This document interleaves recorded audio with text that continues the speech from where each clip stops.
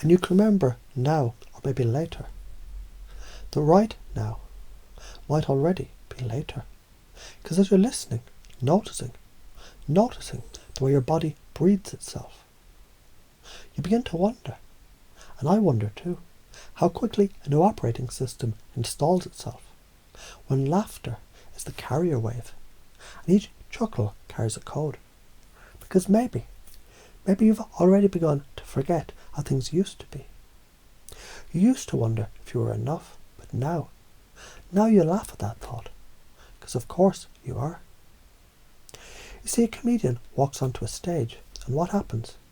The audience holds their breath. Not because he's perfect, but because he's real. Flawed, raw, weird, honest. And that is magnetic. It draws in truth the way absurdity draws out laughter. So what happens when you start to treat life like a setup, and every challenge like the perfect punchline? You laugh, and the old pain breaks. The frame shatters, and inside that shattered frame, there's you, the real you, the one who uses vulnerability like a mic stand, bending it, leaning on it, laughing through it, and owning the moment. Because everything is material, isn't it? The awkward date, the moment you froze, the thing you used to be ashamed of, now it's a bit, now it's alchemy, pain into power, flaw into fuel. Your nervous breakdown, yeah, that's just a setup for your standing ovation. And as you smile now, maybe just on the inside, you can begin to notice how the eccentric becomes electric. When you give yourself permission to be fully charged, to light up a room, not by being polished, but by being plugged in to you. Because when the belief becomes, I am the artist of absurdity, the architect of awkward, the philosopher of the funny, then every rule becomes optional. Every expectation becomes a stage prop, and society, that's just a heckler waiting to be roasted. You don't need the old belief system. That one, the one held together by duct tape and guilt. You can thank it, sure, but like a bad opening act, you can now politely escort it off the stage, and instead bring on the headliner, the version of you who knows that failure is just a callback waiting for its cue. That authenticity isn't risky, it's revolutionary. The strongest frame wins, and the most magnetic frame is laughter coated in truth.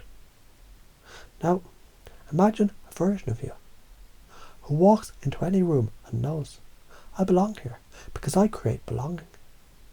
A version of you who sees the pattern in the punchline before the rest of the world carries up.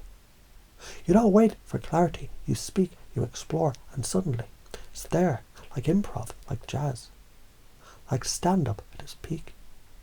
Your mind becomes the comedy club, and you are the headliner.